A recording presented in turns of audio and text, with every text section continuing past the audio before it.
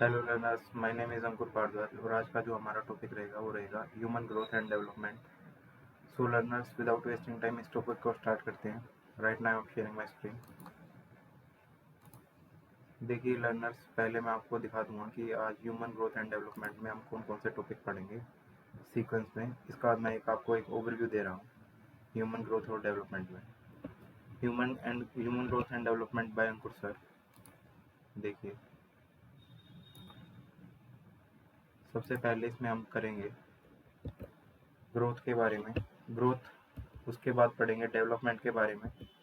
फिर development occurs through two main processes होती है, मैच्योरेशन और लर्निंग, उसके बारे में। फिर जो प्रिंसिपल ऑफ ग्रोथ और डेवलपमेंट के बारे में पढ़ेंगे। फिर सेफलोपोडिकल और प्रोक्सिमोडिस्टल डेवलपमेंट के बारे में पढ़ेंगे ब्रीफ में। फिर factors affecting growth and development. और ये हमारा सीक्वेंस रहेगा जो हम आज पढ़ेंगे ग्रोथ और डेवलपमेंट के बारे में। सो विदाउट वेस्टिंग टाइम इस टॉपिक को स्टार्ट करते हैं। Human growth and development bye Ankur sir. देखिए, पहला टॉपिक हमारा ग्रोथ। देखिए लर्नर्स, ग्रोथ से आप क्या समझते हैं? ग्रोथ को हम अगर डिफाइन करें, ग्रोथ इज द एक्ट और प्रोसेस और manner of growing, development and gradual increase. जो ग्रोथ होता है एक एक्ट और प्रोसेस होता है जिससे कोई भी ह्यूमन बीइंग ग्रो करता है, मतलब बढ़ता है, डेवलपमेंट होता है, उसमें विकास होता है, और ग्रेजुअल इंक्रीज। और ये एकदम रैपिड तरीके से नहीं होता, इसमें धीरे धीरे होता है, ग्रेजुअल इंक्रीज होता है इसमें। तो मैं इसमें लिख देता हूँ ग्रेजुअल इंक्रीज। ग्रेजुअल इंक्रीज ये सबसे इम्पोर्टेंट रहेगा इसमें। अगर बोला जाए तो ग्रेजुअल इंक्रीज सबसे इम्पोर्टेंट रहेगा इसमें। फर्स्ट पॉइंट में सबसे इम्पोर्टेंट होगा ग्रेजुअल इंक्रीज। मतलब जो भी इंक्रीज होता है वो एकदम रैपिड इंक्रीज नहीं होता, एकदम से इंक्रीज नहीं होता ग्रोथ में, धीरे धीरे होता है, रैपिड इंक्रीज नहीं होता, ग्रेजुअल इंक्रीज होता है। तो ये प्रोमिनेंट होगा फर्स्ट पॉइंट के लिए। फर्स्ट पॉइंट के लिए सबसे प्रोमिनेंट होगा ये ग्रेजुअल इंक्रीज। फिर है growth is the stage of development और कम्प्लीटेड डेवलपमेंट। ये स्टेज है डेवलपमेंट की, यानी विकास की एक अवस्था है जिसमें जो डेवलपमेंट पूरा हो जाता है। फिर है growth is the process of increase in size. जो ग्रोथ की जो प्रोसेस है, इसमें जनरल कैरेक्टरिस्टिक या जनरल ट्रेट कहते हैं जिसको, ये होता है इंक्रीज इन साइज, साइज का बढ़ना। साइज का बढ़ना मतलब जो बॉडी पार्ट्स होते हैं, अलग अलग बॉडी पार्ट्स का साइज बढ़ना, उसको कहेंगे growth. Growth is also defined as an increase in size, number, value और स्ट्रेंथ। मतलब साइज का नंबर भी बढ़ जाना, जो साइज की जो संख्या होती है उसका बढ़ जाना, वैल्यू और स्ट्रेंथ। स्ट्रेंथ यानी इसको आप कह सकते हो एक सेंस में बल का बढ़ जाना, स्ट्रेंथ का बढ़ जाना। Growth is also defined as increase in size. ये हो गया हमारा point. Growth takes place all through the lifetime but variably. मतलब पूरी जीवन में ये ग्रोथ चलती रहती है बट वेरिएबली। बट इसका जो पेस होता है वो कांस्टेंट नहीं होता। It is not constant, not constant, it is variable. में जो वेरिएबल आपने पढ़ा हुआ है अलजेब्रिक एक्सप्रेशन में चैप्टर में, वेरिएबल और कांस्टेंट दो होते हैं। तो वेरिएबल जो कंटिन्यूसली चेंज होते रहते हैं और जो कांस्टेंट होते हैं वो फिक्स रहते हैं। तो इसमें जो ग्रोथ में क्या होता है, वेरिएबली लाइफ टाइम में बढ़ता है। In case of human the rate of growth is faster until maturity. और जो ह्यूमन बींग्स में जो ग्रोथ का रेट होता है वो तेज होता है जब तक मैच्योर नहीं हो जाती ह्यूमन बींग्स, अंटिल मैच्योरिटी। ये बात आपको ध्यान रखनी है।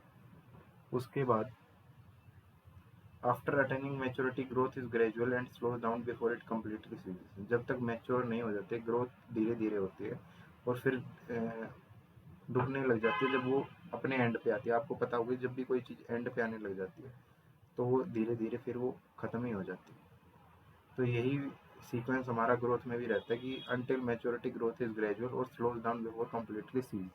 सीज का मतलब at an end, at end, at end, अंत में आने तक ये खत्म हो जाती है। तो बिल्कुल स्लोज हो जाती है जब पास में खत्म होने वाली होती है तब। From a biological perspective the terms growth and development can not be used interchangeably. Biological perspective से ग्रोथ और डेवलपमेंट को इंटरचेंजेबली यूज नहीं कर सकते। मतलब डेवलपमेंट को ग्रोथ की जगह यूज नहीं कर सकते और ग्रोथ को डेवलपमेंट की जगह यूज नहीं कर सकते बायोलॉजिकल परस्पेक्टिव से।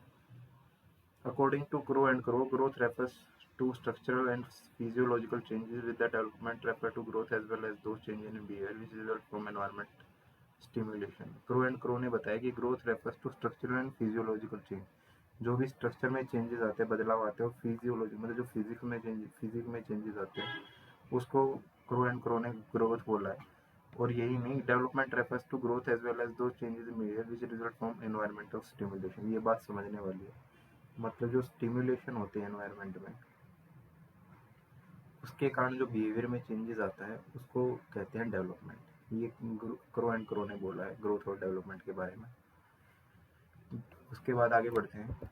डेवलपमेंट। डेवलपमेंट क्या होता है? Development is a process by which an individual growth and changes through out the life cycle. मतलब डेवलपमेंट, विकास क्या होता है कि ऐसी प्रोसेस होती है जिसमें कोई भी इंडिविजुअल धीरे धीरे बढ़ता है और चेंजेस करता है, मतलब बदलाव उसमें पूरी लाइफ साइकिल में आते हैं, उसको डेवलपमेंट कहते हैं। Development is rather a more inclusive term. ये एक मोर इंक्लूसिव टर्म है।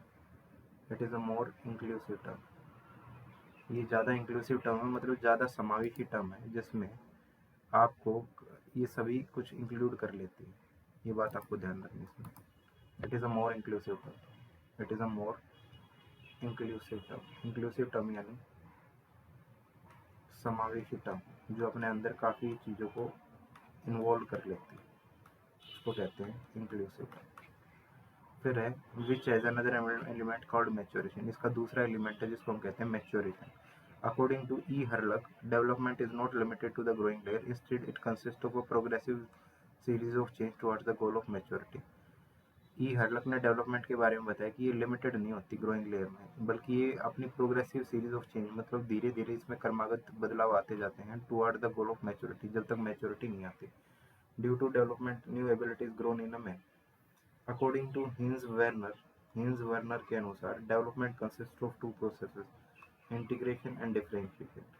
ये 11th क्लास में मैथमेटिक्स में चैप्टर भी है शायद, 11th या 12th क्लास में एनसीईआरटी में, कि दो प्रोसेसेस होती हैं। तो होता है डिफरेंशिएशन। डिफरेंशिएशन मतलब स्प्लिटिंग इनटू पार्ट्स, और इंटीग्रेशन मतलब जो टूटे हुए पार्ट्स को इंटीग्रेट करना, यानी जोड़ देना। डिफरेंशिएशन में तोड़ना और इंटीग्रेशन में जोड़ना। तो इसकी को रेफरेंस मानते हुए इस सेंटेंस को समझा जा सकता है कि development consist of two processes, integration and differentiation. According to J. E. Anderson, development consists of two processes, integration and differentiation. और उसके बाद है development occurs when there is an orderly and progressive change in human being due to maturation and experience, while growth refers to structural and physiological change. इसके बारे में मैंने आपको बता ही दिया पिछली स्लाइड में, कि जो डेवलपमेंट भी होती है, जो जितने भी ऑर्डर वाले डेवलपमेंट होते हैं और प्रोग्रेसिव चेंज होती है ह्यूमन बीइंग में, उस और उसके अनुसार मैच्योरेशन और अनुभव में आते हैं, जो उसको कहते हैं डेवलपमेंट और ग्रोथ। ये काफ़ी इजी है, इसको समझ लेना आप पढ़ के। उसके बाद आता है development occurs through two main processes. Development के दो मेन प्रोसेसेस होते हैं। एक तो होता है maturation. Maturation refers to the unfolding और gradual opening up of traits और potential present in an individual because of genetic inheritance. मतलब मैच्योर में ये होता है कि जब भी कोई पर्सन अपना ग्रोन अप कर जाता है, प्रौढ़ हो जाता है, उसमें मैच्योरिटी आ जाती है, तो ये ग्रेजुअल ओपनिंग है ट्रेड्स की, मतलब धीरे धीरे इसमें ट्रेड्स खुलते हैं और पोटेंशियल, जो भी उसके अंदर पोटेंशियल छुपे होते हैं, हिडन पोटेंशियल होते हैं, वो बाहर निकल के आते हैं present in an individual because of his genetic inheritance. Genetic inheritance यानी जो भी हमारे उनके जीन्स होते हैं उनके कारण जेनेटिक इनहेरिटेंस। आपको पता होगा कि जो पेरेंट्स से जो ऑफस्प्रिंग पैदा होते हैं उनके उनमें जीन्स होते हैं, तो इसको आप इस तरीके से समझ सकते हैं। It is the net result of which one possessive genetically. फिर आता है हमारा लर्निंग। लर्निंग होता है हमारा अधिगम, हिंदी में लर्निंग को अधिगम कहते हैं। It takes place as a result of child interaction with the environment which then brings about a change in his behaviour. मतलब बच्चे का इंटरेक्शन जब इन्वायरमेंट के साथ होता है और उसके कारण उसके बिहेवियर में चेंजेस आ जाते हैं, उसको कहते हैं लर्निंग। ये लर्निंग की डेफिनेशन होगी, हिंदी में इसको कहते हैं अधिगम। तो ये तो बात हुई हमारी इसकी मैच्योरेशन की और लर्निंग की। तो आगे बढ़ते हैं लर्नर्स। देखिए फिर अगला है पॉइंट है हमारा principle of growth and development. पहला पॉइंट है डेवलपमेंट इन्वॉल्व्स चेंजेस। जो डेवलपमेंट में चेंजेस इन्वॉल्व होते हैं, development follows a fix pattern and sequence. पहला इसमें सबसे इंपॉर्टेंट है सेफलोपोडिकल और प्रोक्सिमोडिस्टल डेवलपमेंट, ये वाला और ये वाला। इसको हम ब्रीफ में पढ़ेंगे नेक्स्ट स्लाइड में। तो आगे बढ़ते हैं। Development proceed from general to specific. मतलब जो डेवलपमेंट होती है वो सामान्य से विशिष्ट की ओर होती है। डेवलपमेंट इज कोरिलेटेड, आपस में जुड़ी हुई होती है। डेवलपमेंट इज प्रेडिक्टेबल, प्रेडिक्टेबल का मतलब होता है कि जिसका हम फ्यूचर के बारे में एस्टिमेशन लगा सकें, फ्यूचर एस्टिमेशन लगा सकें, उसको कहते हैं प्रेडिक्टेबल। कहते हैं ना ये थिंग बहुत प्रेडिक्टेबल है, मतलब इसका जो भविष्यवाणी की जा सकती है। Development occurs at different rate for different parts of the body, जो डेवलपमेंट है वो डिफरेंट रेट में होता है different part of the body में। Early development is more important than later development, जो शुरुआत की जो डेवलपमेंट होती है वो ज़्यादा प्रोमिनेंट होती है एज कम्पेयर टू बाद की डेवलपमेंट से। डेवलपमेंट इज कंटिन्यूस, डेवलपमेंट हमारी सतत होती है, कंटिन्यूस होती है, ऐसा नहीं होती कि इसमें टर्मिनेट हो जाती है बीच में, इट इज़ कॉन्टिन्यूस। फिर there are individual differences in development, individual difference होते हैं डेवलपमेंट में। Development is the product of maturation and learning, तो मैच्योरेशन और लर्निंग के प्रोडक्ट को हम डेवलपमेंट कहते हैं। क्या कहते हैं? डेवलपमेंट कहते हैं। Development proceed from egocentrism to polycentrism. Egocentrism यानी जो बच्चे होते हैं वो आपने सुना होगा इन्फेंसी में ईगोसेंट्रिक स्पीच होती है, तो अपने अहम केंद्रित से पोलसेंट्रिज्म की तरफ मुड़ते हैं डेवलपमेंट में। और उसके बाद principle of spiral versus linear, linear का मतलब होता है कि सिंगल लाइन में लीनियर डेवलपमेंट, तो इसमें स्पाइरल वर्सेस लीनियर अरेंजमेंट होता है। ये सिद्धांत है सारे हमारे प्रिंसिपल्स हैं ग्रोथ और डेवलपमेंट के। अभी पढ़ते हैं सेफलोपोडिकल और प्रोक्सिमोडिस्टल, मैंने बताया था इसके बारे में ब्रीफ में पढ़ेंगे। सेफलोपोडिकल होता है कि जो ऊपर वाले पार्ट से लेके नीचे वाले पार्ट बॉडी तक, इसको कहेंगे सेफलोपोडिकल। जैसे ऊपर से लेके नीचे तक बॉडी पार्ट, इसको कहेंगे सेफलोपोडिकल। और प्रोक्सिमोडिस्टल का मतलब होता है, या इसको ये भी कह सकते हैं टॉप टू बॉटम डेवलपमेंट सेफलोपोडिकल। और प्रोक्सिमोडिस्टल में क्या होता है, सेंटर ऑफ द बॉडी, जो केंद्र से लेके बाहर की तरफ, ये होता है हमारा प्रोक्सिमोडिस्टल डेवलपमेंट। प्रोक्सिमोडिस्टल डेवलपमेंट, तो ये दोनों आपको ध्यान से समझना है, सेफलोपोडिकल डेवलपमेंट और proximodistal development. Growth that start at the centre of the body and moves outward to the arms and legs, this is known as inside to outside rule. इसी को इनसाइड से आउटसाइड का rule माना जाता है प्रोक्सिमोडिस्टल को। For example infant, जो शिशु होते हैं, वो अपनी आर्म्स को और they use their arm before they can use their finger effectively, पहले वो अपनी आर्म्स का यूज करते हैं फिर अपनी फिंगर्स का। इसी को कहते हैं फाइन मोटर स्किल और ग्रोस मोटर स्किल। इसको कहते हैं ग्रोस मोटर स्किल और इसको कहते हैं फाइन मोटर स्किल। इसके बारे में भी आप आगे पढ़ेंगे आने वाली वीडियोस में ब्रीफ में। तो ये तो हुआ सेफलोपोडिकल डेवलपमेंट और प्रोक्सिमोडिस्टल डेवलपमेंट। फिर है जो factors affecting growth and development, ऐसे फैक्टर्स जो ग्रोथ और डेवलपमेंट को अफेक्ट करते हैं, जिसमें सबसे पहला फैक्टर आता है हमारा इंटरनल फैक्टर। तो इंटरनल फैक्टर्स के बारे में अगर बताया जाए तो इंटरनल फैक्टर वो सारे फैक्टर होंगे जैसे कि जो कि इंडिविजुअल में प्रेजेंट होते हैं, जैसे हेरिडिटी फैक्टर्स।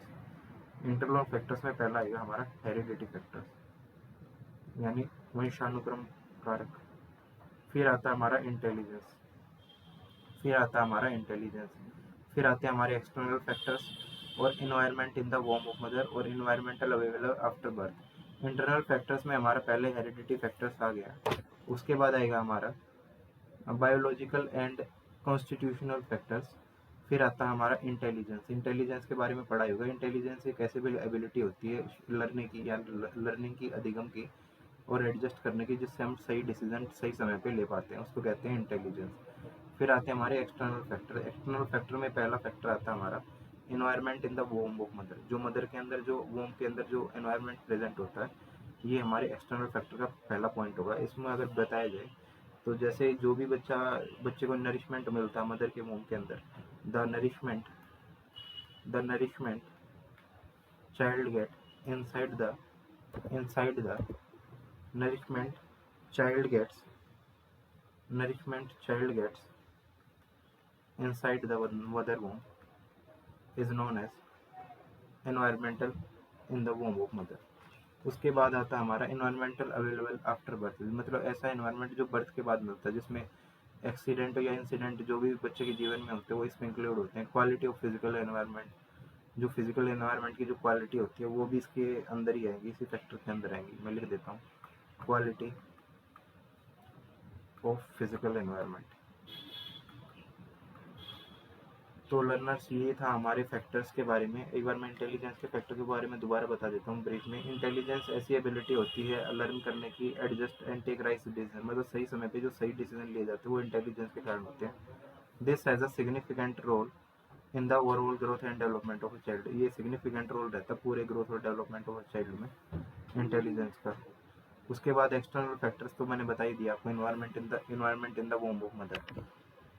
तो लर्नर्स ये हमारा सीक्वेंस था हेरिडिटी एंड एनवायरनमेंट को। अगर आपको मेरा चैनल अच्छा लगे तो मेरे चैनल को लाइक, शेयर और सब्सक्राइब जरूर कीजिए। मैं इसी प्रकार एजुकेशनल वीडियोस डालता रहता हूँ, साइकोलॉजी से रिलेटेड और फिलोसफी से रिलेटेड और स्पेशल एजुकेशन से related. So please like, share and subscribe my channel. आज के लिए इतना ही, नेक्स्ट वीडियो में मिलेंगे और कुछ नया सीखेंगे। Have a good